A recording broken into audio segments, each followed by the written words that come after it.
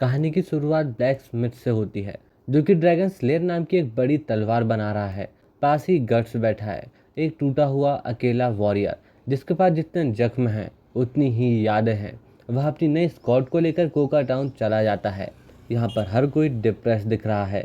एक टैवर्न में लोग बात कर रहे हैं कि ग्रिफिथ के राजा बनने के बाद हालात काफ़ी ख़राब हो चुके हैं। तभी वहाँ पर कुछ ठग्स घुस चले आते हैं और वे लोग एक लड़की को परेशान करने लगते हैं। कर्ट्स दरवाजा तोड़कर अंदर आता है और वह अपने हाथों से तीनों गुंडों को उड़ा देता है। आखिरी वाले को चाकू मारकर वह कहता है, अपने मास्टर को जाके बता देना, ब्लैक स्कॉट मैन आ गया है। तभी एक थग पीछे से हमला करता है और गर्ट्स उसे एक ही स्विंग में दो हिस्सों में काट देता है। उधर मिनिस्टर स्नैक बैरन को यह खबर देता है। बैरन का लुक कुछ ऐसा ही है जैसा कि कोई शनिगामी का होता है। वह खुद कहता है कि उसे लोगों की हड्डियां टूटने और जलने की आवाज़ें काफ़ी ज़्यादा पसंद है, जो कि सीधे थेरेपिस्ट के पास भेजने लायक इंसान है। गट्स रात में कैम्प कर रहा होता है जब उस गले का ब्रांड खून बहाने लगता है और उसे घोष दिखने लगते हैं और वह ग्रिफिथ का नाम लेकर उसे कोसने लगता है। उधर स्नेक बैरन और उसके बाकी लोग पूरे टाउन को जला देते हैं ताकि गट्स बाहर आए, और ठीक होता भी ऐसे है। वह बाहर आता है। बैरन एक विशाल स्टिक मॉन्स्टर बनकर गट्स पर हमला करता है, लेकिन गट्स अपने मैकेनिकल आर्म के कैनन से उस पर ब्लास्ट कर देता है और अपनी स्कॉट से उसे मार देता है। जिसके बाद कहानी फ्लैशबैक पर जाती है। Band of the Falcon guts एक जायंट नाइट बाजुसो को हरा देता है और तभी एक आर्मी उसे पैनेट जॉब ऑफर करती है, लेकिन वह इसके लिए मना कर देता है। वापस रास्ते में उसकी मुलाकात band on off the Falcon से होती है, जिसके लीडर ग्रिफिथ होते हैं। तभी फॉल्कन के कुछ लोग गट्स पर हमला कर देते हैं, लेकिन वह दोनों को काफी आसानी से हरा देता है।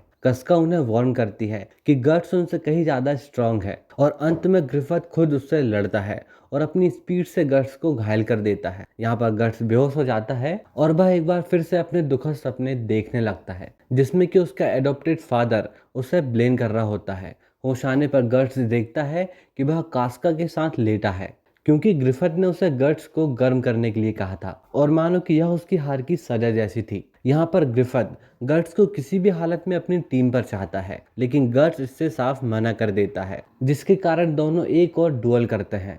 फर्स्ट बैटल, दोनों की आपस में लड़ाई होती है। ग्रिफिथ गट्स के हर मूव को डॉज कर लेता है और दोनों लुढ़कते हुए नीचे गिरते हैं। ग्रिफिथ आसानी से उसे हरा देता है। वह उसकी आंखों में देखते हुए कहता है, अब तुम बैंड ऑफ द फॉल्कन के हो। अब कास्का इस बात से परेशान रहती है कि ग्रिफिथ गट्स को लेकर इतना इंटरेस्टेड आखिर क्यों दिख रहा है। अब रात को कुछ लोग गट्स को मारने की कोशिश करते हैं, लेकिन कास्का उन्हें रोक देती है। तब गट्स उसका शुक्रिया अदा करता है, लेकिन वह साफ साफ कह देती है कि वह सिर्फ ग्रिफिथ के लिए यह सब कर रही है। लेकिन मिशन में ग्रिफिथ गट्स को रियर गार्ड्स का रिस्की काम देता है। सब लोग उम्मीद करते हैं कि वह आसानी से मारा जाएगा, लेकिन गट्स अकेले ही आधी कैवेलरी को खत्म कर देता है। और जब सभी लोग सेलिब्रेट कर रहे होते हैं, गट्स चुपचाप अकेला बैठा रहता है। लेकिन आखिर में पिपिन उसे गोद में उठाकर पार्टी में ले आता है और सभी उसकी जीत के लिए टोस्ट करते हैं। तो वहीं कर्कस और कास्का दूर से सब कुछ देख रहे होते हैं। यहाँ पर साफ नजर आ रहा होता है कि दोनों को महसूस हो गया है कि यहाँ पर आगे चलकर चीजें बदलने वाली है। The hand of God. अगली सुबह गट्स फिर अपने अकेली सोच में डूबा रहता है। तभी एक मर्सिनरी जूडो उससे पूछता है कि उसे अपनी नई जॉब कैसी लग रही है, जिसमें गट्स उसे जवाब देता है। वह कहता है कि उसे हैरानी होती है कि इतने ब्लड थ्रस्टी मर्सिनरी होने के बावजूद ये लोग ग्रिफिथ के लिए इतने लॉयल और कमिटेड कैसे रहते हैं। जूडो बताता है कि यह सब ग्रिफिथ की वजह से है। वह एक ऐसा लीडर है जिससे कि लोग नेचुरली जुड़ जाते हैं। उसके बाद ग्रिफिथ गट्स को साथ में वेल पर जाकर सफाई करने को बुलाता है, पर कुछ ही देर में दोनों बच्चे जैसे पानी उछालकर मस्ती करने लगते हैं। और अगर आपको सच में पता है कि आगे क्या होने वाला है, तो यह सीन आपके लिए काफी दर्दनाक होने वाला है। गर्स देखता है कि ग्रिफिथ की गर्दन में वही पत्थर है जैसा उसने फ्यूचर टाइमलाइन में स्नैक पेरेंट्स से लिया था। ग्रिफिथ बताता है कि इसे बहरिट कहते हैं या एग ऑफ द किंग कहा जाता है। जिसे यह स्टोन मिलता है वह दुनिया पर राज करने की किस्मत लेकर आता है, लेकिन बदले में उसे अपने ही फ्लश और ब्लड की कीमत चुकानी पड़ती है। हालांकि ग्रिफिथ खुद पूरी तरीके से नहीं जानता है कि यह कैसे काम करता है। एक मर्सिनरी ग्रुप का हम्बल लीडर होने के बावजूद ग्रिफिथ का सपना है कि वह एक दिन अपना खुद का किंगडम बनाएगा और बैंड ऑफ द फैल्कन उसकी पर्सनल आर्मी होगी। गट्स को लगता है कि यह सपना काफी बड़ा है, लेकिन अगर कोई उसे पूरा कर सकता है तो शायद वो ग्रिफिथ ही होगा। इसके बाद हम गट्स के अतीत की तरफ जाते हैं। गट्स का जन्म एक भयंकर बैटलफील्ड के बीच हुआ था। उसकी माँ की डेड बॉडी के पास पड़े हुए उसे मर्सिनरी गैम्बिनो ने उठाया था। गट्स नाम भी उसे उसी कोर्स से पड़ा था जिसमें कि वह उन्हें मिला था। गैम्बिनो ने उसे बचपन से ही तलवार चलाना सिखाया था और गट्स की पूरी चाइल्डहुड भी इसी कोशिश में बीती कि वह अपने अडॉप्टेड फादर को प्राउड करा सके। लेकिन एक दिन गैम्बिनो अपनी एक तरफा नफरत में पागल हो गया और उसने गट्स पर ही हमला कर दिया। उसने गट्स को अपनी लवर शिशु की मौत के लिए ब्लेम किया, जबकि शिशु तो प्लेग से मरी थी। गट्स का उससे कोई लेना देना था ही नहीं। अब लड़ाई में गट्स को अपनी जान बचाने के लिए गैम्बिनो को मारना पड़ा और उसके बाद वह घायल हालात में वहां से भाग गया। इस तरह उसकी पूरी जिंदगी सिर्फ एक ही चीज रही, वो थी लोगों को मारना। अब 3 साल बाद जब वह बैंड ऑफ द फैल्कन में लड़ रहा है, उसे रेडर्स का कैप्टन बना दिया गया। अब फैल्कन की रेपुटेशन बढ़ती जाती है और वह मिडलैंड की 100 वर्षीय युद्ध का सबसे खतरनाक यूनिट बन जाते हैं। उन्हें grim reapers of the field कहा जाने लगता है। एक और जीत के बाद कास्का गट्स पर गुस्सा करती है कि वह बैटल प्लान फॉलो नहीं करता। ग्रिफिथ कहता है कि उसने प्लान बनाते वक्त पहले ही मना कर दिया था। गट्स इसे इग्नोर करेगा और यही उसकी एक सबसे बड़ी स्ट्रेंथ है। ग्रिफिथ को किंग के द्वारा एक नाइट की उपाधि दी जाती है और फैल्कन को ऑफिशियली आर्मी डिवीजन बना दिया जाता है। एक आर्मरी में हमला करने के दौरान फैल्कन ट्रैप में फंस जाते हैं क्योंकि पूरा आर्मरी ब्लास्ट होने वाला है। अब गट्स जल्दी रिस्क देखकर सबको बचाकर रिट्रीट करवाता है। कास्का पहली बार उसके इंस्टिंक्ट्स की तारीफ करती है। आगे मिडलैंड का किंग ग्रिफिथ को ट्यूडर कास्टल कैप्चर करने का मिशन देता है। गट्स और उसके रेडर्स अंदर घुस जाते हैं, पर वहां पर उन्हें सिर्फ एक ही आदमी रोक रहा है जिसका नाम है जॉर्ड द इमोर्टल। जॉर्ड पिछले 100 साल से बैटलफील्ड में लड़ रहा माना जाता है, जो कि कभी नहीं मरता। तब गट्स उससे अकेले चैलेंज करता है। जॉर्ड हमें पूरी तरीके से ह्यूमन भी नहीं लगता है। उसकी स्पीड और पावर नॉर्मल इंसान से काफी ज्यादा होती है। गट्स उससे एक बार चोट पहुंचाता है, लेकिन इसका उस पर कोई भी असर नहीं पड़ता और वह जल्दी अपने असली रूप में बदलता है, एक ह्यूज माइनोटर जैसे मॉन्स्टर में। तभी ग्रिफिथ क्रॉसबो यूनिट के साथ वहां पहुंचता है, लेकिन जॉर्ज सभी को कागज की तरफ फेंक देता है। फाड़ देता है। आखिर दोनों मिलकर साथ लड़ते हैं, लेकिन फिर भी कोई चांस नहीं रहता। अब जॉर्ज ग्रिफिथ को मारने ही वाला होता है और तभी उसकी नजर ग्रिफिथ की गर्दन में पड़े बेयरहेड पर पड़ती है और अचानक से वह रुक जाता है। वह कहता है यह crimson warhead of the God hand है। फिर वह गट्स की ओर देखता है और कहता है एक दिन ग्रिफिथ उसे पेट्रे करेगा और उसके एम्बिशंस के लिए गट्स को मारना पड़ेगा। और यह बात गट्स के दिमाग में बैठ जाती है। अब ग्रिफिथ को और भी प्रमोशन मिलती है और वह धीरे धीरे पॉलिटिक्स में घुस रहा होता है और गट्स को गार्ड्स रोक देते हैं कि वह उसे अभी डिस्टर्ब ना करे। गट्स गुस्से में वहां से चला जाता है। ग्रिफिथ के बाकी लोग भी उसकी पॉलिटिकल साइड को पसंद नहीं करते। अब गट्स अकेले ही प्रैक्टिस करता और वह फ्रस्ट्रेट हो जाता है कि भले ही वह कितना भी अच्छा क्यों ना कर ले, कास्का हमेशा ही उसे ब्लेम करते रहेगी। अब ग्रिफिथ उससे मिलने आता है। गट्स उसे बताता है कि जॉर्ज ने बेयरहेड को पहचाना था, लेकिन वह वार्निंग वाला हिस्सा वहां से छिपा लेता है। अब दोनों बातें ही कर रहे होते हैं कि प्रिंस अपनी बेटी प्रिंसेस शॉर्लेट के साथ वहां पहुंच जाता है। ग्रिफिथ तुरंत चार्म मोड में पहुंच जाता है। प्रिंसेस गिर जाती है और वह उसे पकड़ लेता है। आगे 8 कॉन्स्पिरेसी फैल्कन रात में रोप ब्रिज बनाकर दुश्मन का किला कैप्चर कर लेते हैं। अब यह जीत ग्रिफिथ को काउंट बना देती है, यानी कि नोबिलिटी में उसकी एंट्री हो जाती है। लेकिन किंग का भाई जूलियस इस कॉमनर की सक्सेस में चढ़ जाता है और वह मिनिस्टर फोर्स के साथ उसकी हत्या का प्लान करने लगता है। आगे असैसिनेशन किंग के साथ फॉक्स हंटिंग में ग्रिफिथ शार्लेट को हॉर्स राइडिंग सिखाता है। तभी उसे एक पॉइजन एरो लग जाता है, लेकिन वह एरो उसकी बेयरहेड पर लगता है और वह जैसे तैसे बच निकलता है। ग्रिफिथ तुरंत समझ जाता है कि जूलियस ने उसे मारने की कोशिश की थी, लेकिन किंग उल्टा उसका ही ग्रेटफुल हो जाता है और वह उस पर और भी ज्यादा भरोसा करने लगता है। रात में ग्रिफिथ गट्स को बुलाता है और वह उसे जूलियस को खत्म करने का आदेश देता है। आगे प्रेशियस किंग गट्स चुपचाप महल में घुस जाता है और वह जूलियस को आसानी से मार देता है, लेकिन उसी वक्त जूलियस का छोटा बेटा अडोनिस वहां पहुंच जाता है। गट्स उसे भी बिना सोचे मार देता है, लेकिन उसकी मौत गट्स को हिला देती है। अचानक उसे खुद से ही डर लगने लगता है कि वह कितनी आसानी से यह सब कर देता है। वह ग्रिफिथ एक शानदार पार्टी में डांस कर रहा होता है, साथ ही प्रिंसेस के साथ फ्लर्ट। गट्स जितनी गंदगी करता जा रहा है, ग्रिफिथ उतना ही ऊंचा उठता जा रहा है। गट्स वही फाउंटेन के पास ग्रिफिथ और शार्लेट की बातें सुन लेता है। जहाँ पर ग्रिफिथ कह रहा होता है कि फैल्कन उनका कोई फ्रेंड नहीं है, सच्चा फ्रेंड वो होता है जिसका अपना कोई ड्रीम हो, जो किसी दूसरे के पीछे नहीं चलता। गट्स के लिए यह बहुत बड़ा रियलिटी चेक होता है। आगे दी बैटल शॉर्लेट ग्रिफिथ को अपनी माँ कीप सेक देती है और सेफली घर आने का वादा लेती है। क्वीन कहती है कि शॉर्लेट कभी भी किसी कॉमनर से शादी तो नहीं कर सकती। दूसरी तरफ बैटल स्टार्ट हो जाती है। एडॉन कास्का को एक चीप इंसल्ट देता है और कहता है वह ग्रिफिथ के साथ सोकर रैंक तक पहुंची है। कास्का गुस्से में लड़ती है लेकिन वह बीमार है, इसी वजह से वह क्लिफ से गिर जाती है। गट्स उसके साथ कूद जाता है। वह कास्का को बचा लेता है। वह उसे गर्म भी रखता है। बारिश रुकने तक वे केव में इंतजार करते हैं। कास्का होश में आती है और उसे थैंक यू करने के बजाय वह उसे फेंक देती है। लेकिन जैसी हालत में वह जागी तो ऐसा पॉसिबल भी है।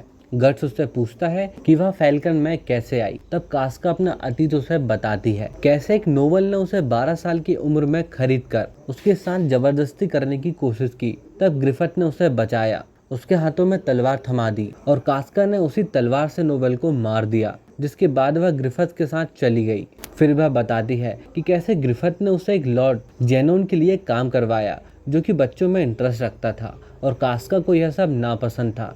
लेकिन ग्रिफिथ ने कहा था कि फैल्कन के फ्यूचर के लिए उसे यह सब करना पड़ेगा। लेकिन इसमें एक बात सबसे ज्यादा शॉकिंग थी। कास्का ने एक रात ग्रिफिथ को उसी पीडोफाइल जॉनी जेड के बेड में देखा था। यानी ग्रिफिथ ने अपनी एम्बिशंस के लिए खुद को बेच दिया था। कास्का ने बाद में उससे पूछा था कि उसने यह सब क्यों किया, तो उसने कहा बैंड को इंडिपेंडेंट बनाने के लिए उसे पैसों की जरूरत थी और वह अपने शरीर की कुर्बानी देना पसंद करेगा, लेकिन दूसरे बच्चों को दुख देना बिल्कुल भी नहीं। अब कास्का ग्रिफिथ की डेडिकेशन को देखकर काफी इमोशनल हो गई और उसने कसम खाई कि वह उसके ड्रीम को पूरा करने में हर पॉसिबल मदद करेगी। और उन्होंने साथ मिलकर गंदे क्रीप को भी मार गिराया, या शायद नहीं भी। और हमें उम्मीद है कि वह शो में दोबारा हमें जरूर नजर आएंगे। इधर गट्स और कास्का का ब्लू व्हेल नाइट पीछा कर रहे होते हैं। कास्का अभी भी काफी बीमार होती है और वह मुश्किल से ही खड़ी हो पाती है, इसीलिए वे लोग जल्दी अडान और उसके नाइट से गिर जाते हैं। हाँ, वही अडान जो कि किसी तरह से पिछली लड़ाई में बच गया था। और वैसे भी यह आदमी तो कभी मरता ही नहीं। वह कहता है कि वे लोग गट्स को काफी टॉर्चर करेंगे और कास्का को अपनी मर्जी से यूज करेंगे। ठीक है गट्स, अब टाइम है इनको तुम्हारी ग्रेट स्क्वाड दिखाने का। गट्स और कास्का साथ लड़के इन सभी को गिरा देते हैं, लेकिन फिर एडान अपना सीक्रेट वेपन लाता है, जो कि एक बड़ा जाइंट नाइट होता है। लेकिन वह भी गट्स के सामने टिक नहीं पाता है। सैमसन को गिराने के बाद गट्स कास्का को बोलता है कि वह भागकर ग्रिफिथ के पास पहुंचे, जबकि वह खुद ही इन सभी को रोक लेगा। लेकिन दुश्मन इतने ज्यादा थे कि धीरे धीरे गट्स भी थकने लगा। उधर कास्का भागने की कोशिश करती है, लेकिन कुछ लोग उसे जमीन पर ही दबोच लेते हैं। लेकिन उन लोगों को क्या पता था कि उन्होंने किसी गलत इंसान से पंगा ले लिया है। वह लड़की एक टुकड़ा उठाती है और एक सोल्जर की गर्दन पे घोंप देती है। बाकी को जूडो और कुछ फैल्कन्स बचाने आते हैं। कास्का उन्हें उस जगह तक ले जाती है जहां उसने गट्स को छोड़ा था और उन्हें गट्स दर्जनों लाशों के बीच खड़ा मिलता है, बुरी तरह जख्मी लेकिन जिंदा। कैंप में डॉक्टर कहता है गट्स की हालत बैटल के लायक नहीं है, पर गट्स को ऐसी बातों की परवाह कहाँ होती है। ग्रिफिथ वार काउंसिल के लिए पहले ही जा चुका है, लेकिन वही था जिसने की सर्च पार्टी भेजने पर जोर दिया। तो हाँ, वह उनकी परवाह करता है, या कम से कम उनके काम की। ग्रिफिथ जूडो कास्का के लिए दवा लेता है और कास्का गट्स के पास जाती है। गट्स कहता है कि फैल्कन में हर किसी का कोई ड्रीम है, लेकिन उसका नहीं। वह ग्रिफिथ के ड्रीम के लिए नहीं लड़ता, लड़ना ही उसे आता है। कास्का पूछती है कि क्या वह फैल्कन छोड़ देगा, जिसमें वह कहता है कि यह वार खत्म होने के बाद वह अपने रास्ते पर निकल जाएगा। इसके बाद वे लोग डोलरी किले पर हमला करते हैं और जब उन्हें मिशन के बारे में पता चलता है तब गट्स कहता है कि कितने ही दुश्मन क्यों ना हो, उसे बिल्कुल भी फर्क नहीं पड़ता। पर वहीं कास्का इस पर चिंतित होती है कि ग्रिफिथ बदला लेने के चक्कर में कुछ गलत ना कर दे। डोलरी का गवर्नर वही पैडो लॉर्ड जिनोन है और शायद ग्रिफिथ उसका हिसाब चुकाने जा रहा है। कासल में जेनोन सुनकर खुश होता है कि ग्रिफिथ वहां पर आने वाला है और वह उसे बिल्कुल भी नुकसान पहुंचाए बिना अपने पास लाने का आदेश देता है। सिक्री फैल्कन्स हमला करते हैं और वे कुछ देर में ही पीछे की तरफ रिट्रीट करते हुए दिखाई पड़ते हैं। जेनोन सोचता है कि ग्रिफिथ डर गया और उसने अपने लोगों को पीछे हटने को कहा, जिससे कि किला लगभग खाली हो गया। तभी कास्का चुपके से अपनी टीम को लेकर किले में घुस जाती है और उनके ब्लू व्हेल नाइट्स को ही उस पर शक था और वे लोग इंतजार कर रहे थे। एडॉन झूठा सरेंडर करता है और वह अचानक कास्का को पॉइजन एरो मार देता है। कास्का पॉइजन को झेलते हुए एडॉन के ऊपर कूद पड़ती है और उसकी खोपड़ी को 2 हिस्से में काट देती है और फाइनली वह मारा जाता है।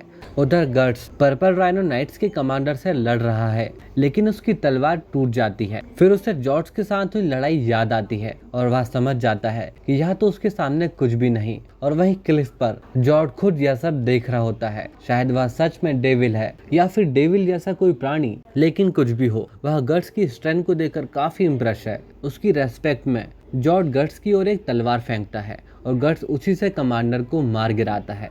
दुश्मन भागने लगते हैं, लेकिन तब तक किला फैल्कन के कब्जे में आ चुके होते हैं। ग्रिफिथ बैटल फील्ड पर जेनिन के सामने आता है और जेनिन कहता है कि वह उससे प्यार करता है। ग्रिफिथ जवाब में उसकी शक्ल पर तलवार दे मारता है। इस जीत के बाद वह दूर से कहता है, ग्रेट एक्लिप्स का टाइम करीब है, डीमन लॉर्ड्स आने वाले हैं, जो कि बहुत अच्छा संकेत है। लेकिन मिडलैंड में कुछ लोग खुश नहीं हैं कि एक कॉमनर इतना ताकतवर कैसे हो गया। क्वीन और मिनिस्टर फॉस मिलकर ग्रिफिथ को पॉइजन देने की साजिश करते हैं। अब सभी ग्रैंड परेड के साथ वापस लौटते हैं। प्रिंसेस शार्लेट काफी खुश होती है, लेकिन उसकी स्टेप मदर क्वीन ग्रिफिथ की मौत की प्लानिंग करने लगी। वॉल में फैल्कन को काफी फेम मिलता है। गट्स भी गस्का को फैंसी ड्रेस में देखकर शॉक्ड हो जाता है। किंग उन्हें नोबेल्टी की रैंक देता है।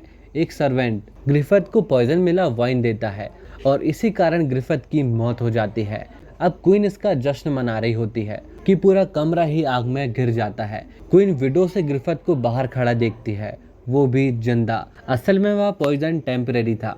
ग्रिफिथ ने पहले ही फॉस को डराकर गलत पॉइजन इस्तेमाल कराया था, यह कहकर कि अगर उसने असली पॉइजन दिया तो गट्स उसे ढूंढकर मार ही देगा। अब क्वीन और उसके बाकी साथी जलकर मर जाते हैं। ग्रिफिथ फॉस को छोड़ देता है, लेकिन बाकियों को साफ करने के लिए गट्स को भेजता है। गट्स पूछता है कि क्या उसे बुरा लगता है कि सारे डर्टी काम उसी को मिलते हैं, जिसमें वह कहता है यही काम वह सबसे अच्छा करता है।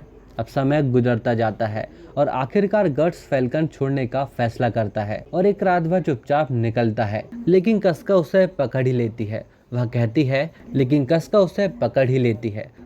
है कि ग्रिफिन अपने ड्रीम के काफी करीब है, इसीलिए वह उसे छोड़कर न जाए। गट्स कहता है कि ग्रिफिथ का ड्रीम उसे कुचल रहा है और इतना बड़ा आदमी इतनी क्रॉसिंग प्रेशर महसूस करे, यह एक बेहद बड़ी बात है। अगली सुबह गट्स सभी को अलविदा कहता है। वहीं कर्कस अपने पुराने बकवास अंदाज में उसे बोलता है कि अगर वे लोग कभी बैटल फील्ड में मिलते हैं तो वह उसे काफी परेशान करेगा। जूडो उससे पूछता है क्या गट्स कस्का की वजह से जा रहा है, जिसमें वह बोलता है सब जानते हैं कस्का ग्रिफिथ को पसंद करती है, लेकिन जूडो बताता है कि ग्रिफिथ कभी एक नॉर्मल रिलेशनशिप में था ही नहीं और न वह कभी रह सकता है। उसका ड्रीम ही उसकी जिंदगी है।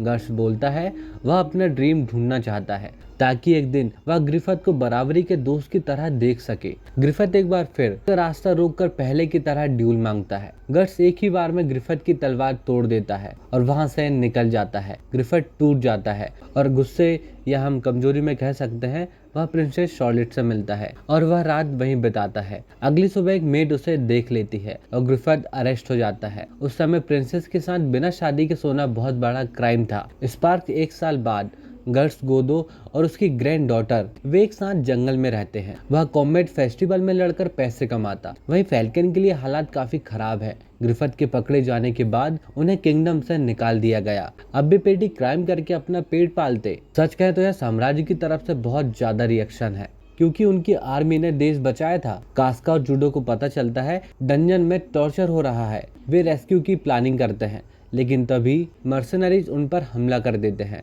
उनका कैंप जलने लगता है। तभी वहां गट्स एंट्री मारता है। अब गट्स वहां पर पहुंचकर सभी को फिर से मोटिवेट करता है और वे अकेले आधे दुश्मन को ही निपटा देते हैं। अब सभी गट्स को वापस देखकर काफी खुश होते हैं। साथ ही में कर्कस भी, जो कि अभी भी वहीं खड़ा है, सब बताते हैं कि ग्रिफिथ के साथ क्या हुआ। तभी गट्स गिल्ट महसूस करता है, क्योंकि उसे अब लगने लगता है कि उसके डिपार्चर के कारण यह सब शुरू हुआ। अब डंजन में ग्रिफिथ को सुइयों और बर्निंग मेटल से टॉर्चर किया जा रहा होता है। जब जेलर उसका बैलेट रेड पेंडेंट ग्रिल में फेंकता है, तभी ग्रिफिथ पहली बार रिएक्ट करता है। कास्का और गट्स वाटरफॉल के पास बात करते हैं। कास्का उसे अटैक करती है और ब्लेम करती है कि उसके जाने के कारण ही फैल्कन टूट गया।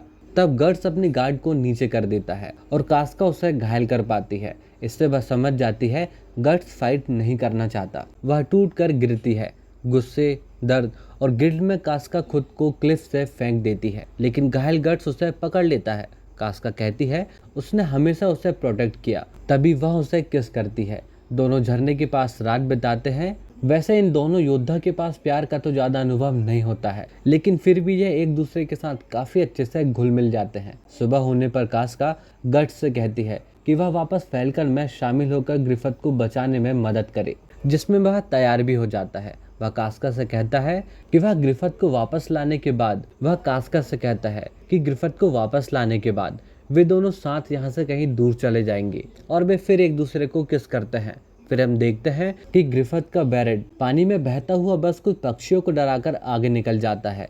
इसके बाद फैल्कन का रेस्क्यू टीम बनाते हैं और मिडलैंड वापस जाने की तैयारी करते हैं। गट्स, कास्का, जूडो और पिपिन एक कब्रिस्तान के नीचे बने रास्ते से गुजरते हुए ग्रिफिथ तक पहुंचने की कोशिश करते हैं, लेकिन इसी दौरान कैंप में पीछे रह गए फैल्कन पर कुछ खतरनाक दैत्य जैसे जीव हमला कर देते हैं। वही रिकट डर के मारे सब कुछ देखता रह जाता है कि उसके साथी एक एक कर मारे जा रहे हैं। दूसरी तरफ रेस्क्यू काफी ठीक चल रहा होता है, खासकर प्रिंसेस शॉलेट की मदद से, जो कि ग्रिफिथ को अभी भी चाहती है। ग्रिफिथ को उनकी जेल में देखकर सभी हैरान रह जाते हैं। वह पूरी तरीके से कमजोर, टूटा हुआ और वह बोलने के लायक भी नहीं बचा था। यहाँ तक कि उसकी जीभ भी काट दी गई थी। वह गट्स की तरफ हाथ बढ़ाता है, जिससे कि गट्स प्यार समझकर गले लगा लेता है, पर असल में वह गट्स को गुस्से से पकड़ने की कोशिश कर रहा था।